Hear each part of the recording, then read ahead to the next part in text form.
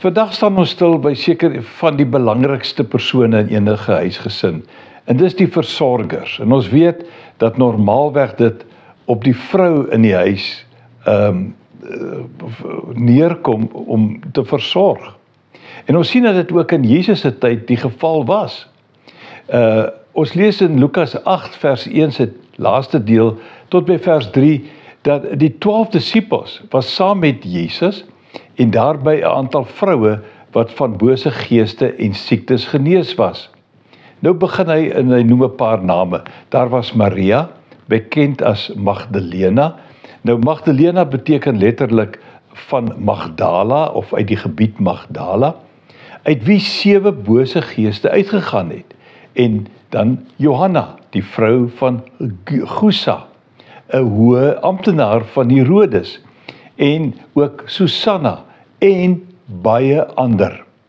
Nou hierdie name word genoem met 'n rede, want hierdie vroue het uit eie middele vir Jesus en die 12 gesorg. Ons lees in Matteus 27 vers 55, daar was ook baie vroue wat op 'n afstand gestaan en kyk het. Dit is by die kruisiging van Jesus. En dan word daar gesê, dit is hulle wat vir Jesus van Galilea afgevolg en vir hom gesorg het. In Johannes 11 vers 2 word daar gesê, Maria, dit is nou Lazarus en Martha se suster, was die vrou wat met reukolie die Here gesalf en sy voete met haar hare afgedroog het. Baie duidelik dat versorging 'n eienskap is wat veral by die vroue in die huis gesien kan word. En ons moet hierdie eienskap van die versorgers, die vroue, dink ek meer waardeer.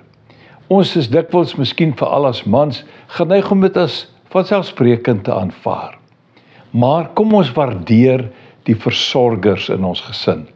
En dit kan ons dan ook in die gesin van die Here sien. Daar is ook mense in die gemeente, in die gemeenskap, wat absoluut daarvoor uitgaan om te versorg. Om toe te sien dat mense versorg word.